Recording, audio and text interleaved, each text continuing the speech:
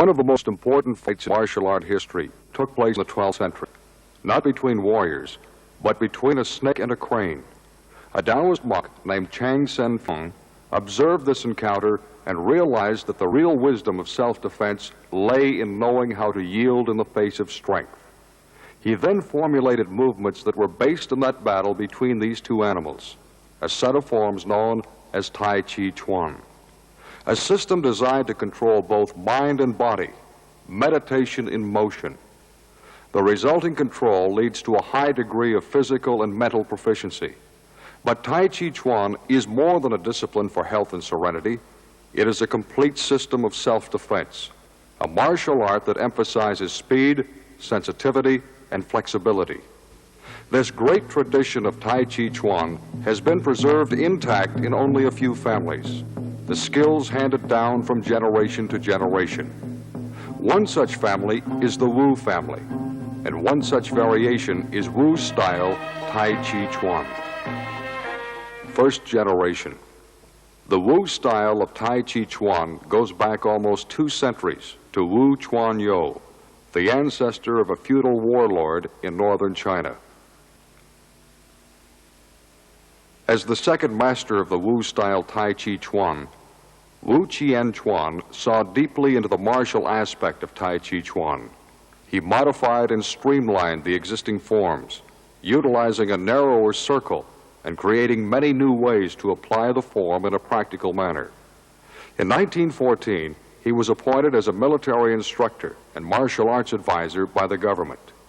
In 1916, he co-founded a famous martial arts school in Peking with colleagues Master Yang, Master Liu, Master Shuo, and Master Ji. Tai Chi Chuan, once the private domain of kings and military men, was finally made available to the general public. In 1928, Wu Chien-chuan moved south to Shanghai, where he was appointed to the board of directors of the Shanghai Martial Arts Association. Subsequently, he became supervisor of the Tai Chi Chuan section of the famous Qingwu Sports Association. In 1935, he established the first Wu's Tai Chi Chuan Academy in Shanghai. With the third generation of the Wu family, we must consider Wu Yinhua, the younger daughter of Wu Chien-chuan, who assisted in the operations of the Tai Chi Chuan Academy in Shanghai. The club reopened again in the late 1970s under her supervision. Her elder brother, Wu Kongqiu, is an expert in many facets of Tai Chi Chuan, such as breathing techniques and Qi Kong. He is especially noted as being the first to write a book about the Wu-style Tai Chi Chuan. This book, initially published in 1935, is a classic and has been published again in 1980, spreading the Wu tradition throughout the world. The eldest son of the third generation, Wu Kongyi, was instrumental in the spread of Tai Chi throughout the Orient. In 1954, the newspapers in Hong Kong started a controversy concerning the validity of Tai Chi Chuan as a martial art. Claims were made and challenges were issued. Finally, to end the controversy, Wu Kongyi agreed to accept the challenge to fight, but only if the proceeds from such a spectacle were to be donated to charity. On the day of the fight, the public response was overwhelming. Thousands had arrived to witness 2 different martial arts styles pitted one against the other. The opening ceremonies were finally completed and the fight was on. Although Wu Kongyi was 53 years old, a full 20 years senior to his opponent, the fight was far from a mismatch. At the end of the second round, the committee realized that the fight was becoming serious. A vote was taken, and the result? The match was called a draw. After the fight, there was a grand celebration. The best possible outcome had occurred. The officially declared winner was the Hospital of Macau, to which the entire profit from the fight was donated. Tracing back the lineage to the 4th generation of the Wu family, we find Wu Ta-sin, an expert martial artist and a specialist in weapons training. Another notable 4th generation martial artist is Wu Ta-chi. Wu Ta-chi took the Wu style through Southeast Asia and established an academy in Malaysia. Presently, he is managing the academy in Hong Kong. Wu Yanxia with her brother's assistance, manages Wu headquarters in Southeast Asia. Wu Ta Kui, the eldest son of the fourth generation, was a highly respected martial artist who continued the work of his father in the spread of Tai Chi Chuan throughout the Orient, with clubs in Hong Kong, Kowloon, Macau, the Philippines, Singapore, and Malaysia. In the 1950s, the Japanese invited him to introduce Wu's style Tai Chi Chuan to Japan. He also brought Tai Chi Chuan to the mass media, often appearing on television in Hong Kong and Singapore. In fact, it was his wish that Wu's style Tai Chi Chuan would expand to North America, although he never lived to see it as a reality. With the fifth generation of the Wu family, revolutionary changes took place.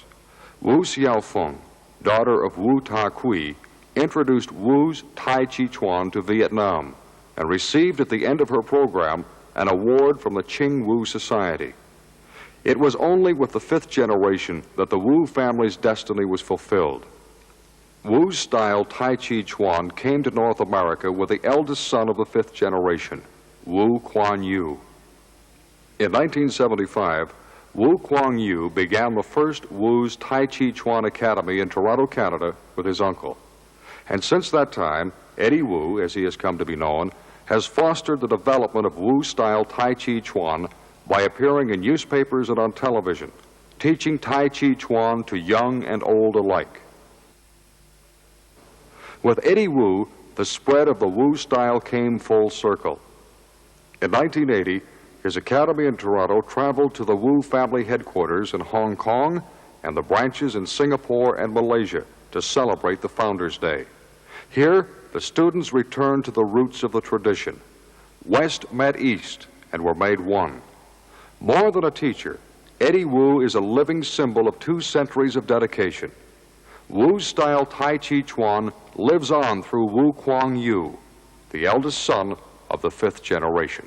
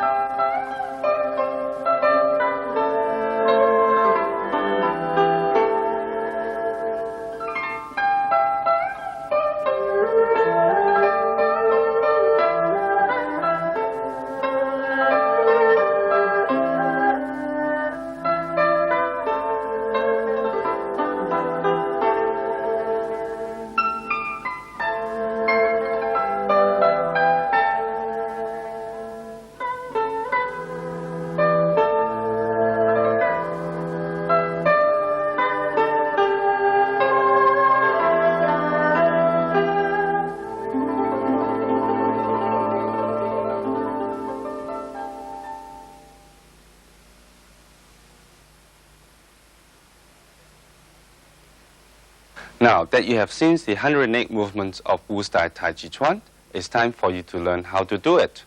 But before we do it together, I would like to show you how to use the tape.